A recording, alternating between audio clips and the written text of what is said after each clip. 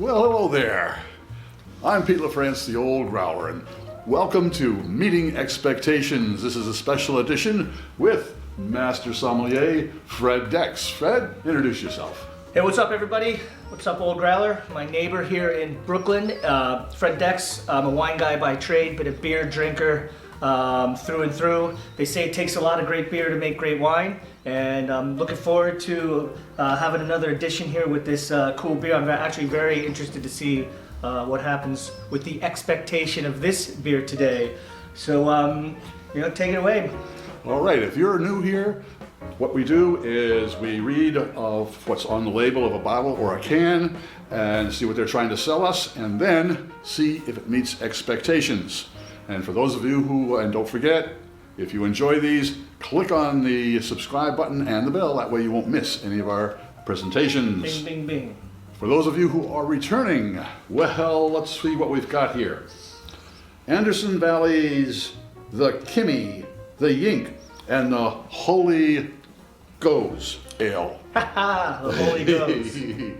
Okay, they've been, it says, something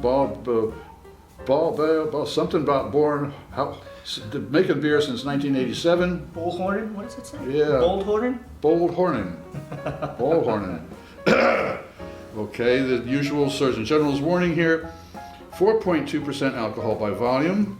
It is a solar-powered brewery. Oh, wow. 12 ounces in the can. Anderson Valley Brewing Company in Boonville, California. And it is purchased at the Beer Barrel store recently here in Brooklyn, downtown Brooklyn, for $2.99.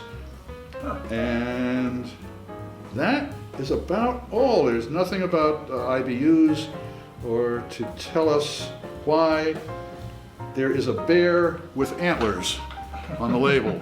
That's Boldhorn. yeah, a little strange. But, well, a Gose is sour beer. Sour beer, yep. And that's about all we have to work on. Well, crack it open and see if we've got some sour beer in there. All right, well, we got 4.2 here, right? Yep. This is a nice crushable beer. And I'm a little biased, Pete, because I'm not a big Gose fan. So, we all have our favorite styles of beer. Oh, yeah. And what we do and don't like. And I'm really interested to see if this beer can turn me around a little bit. Well, it's got a straw colored yellow. It's got a nice carbonation, a nice head. It's lacing very nicely. Yeah, I'd say so.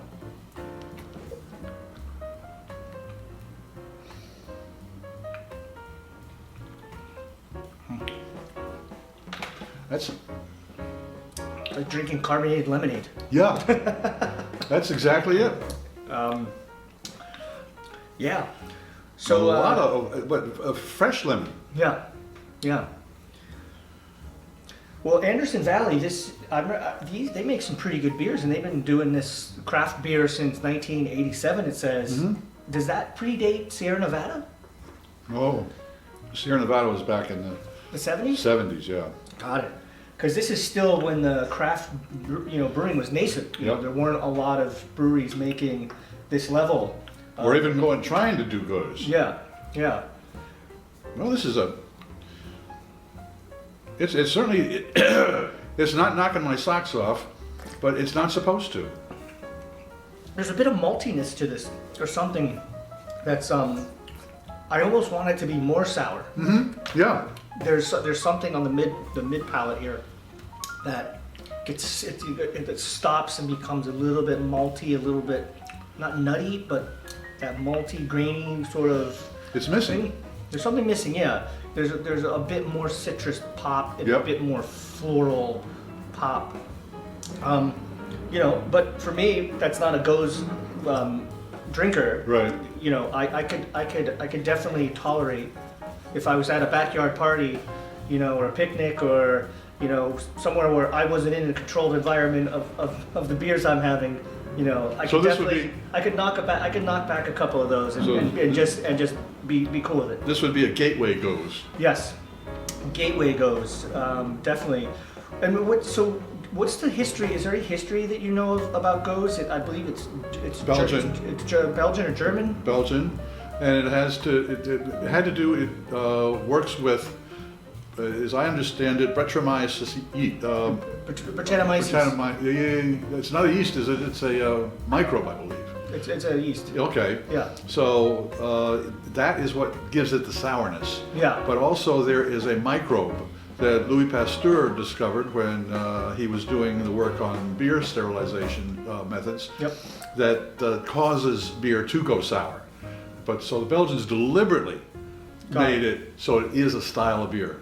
So there is Brettanomyces influence to In here. the Gose style. Okay. As well as the microbe, and I can't remember its name Yeah. right now. I'll put it down in the description box below. But Well, Brettanomyces is known for like Orval Yep. and some of the Trappist beers, but in wine, it's a very controversial situation with Brettanomyces because some of the great wines from Bordeaux and the Rhone often were infected by Brettanomyces Aha. because the winery would have the ambient yeasts that would go into the barrels, and it would give the wines this like, you know, some on a bad day it'll give them a smell of like a wet horse saddle or like smelly socks or. But on a good day, good wines, it can make them give them that barnyardy sort of flavor. So it's a bit controversial whether or not Brettanomyces is a good thing or bad thing for wine. Some like it, some don't. same as in the beer world. Yeah. Okay. Interesting. Well, I would say that Anderson Valley, since it doesn't tell much on the can there, that they're looking to attract someone who's starting out with it. So I would say that it does meet expectations. Yeah. And get kudos for the Holy Gose. Oh yeah. Beer being cheeky. Yeah, I would say this just meets the expectation. Yep. And I could have one or two or three of these, and then I'd probably be like, what else you got? What else? Okay. Well, does the Holy Gose meet expectations? It certainly does. I'm the old growler, hoping all of your beers meet expectations. Cheerio.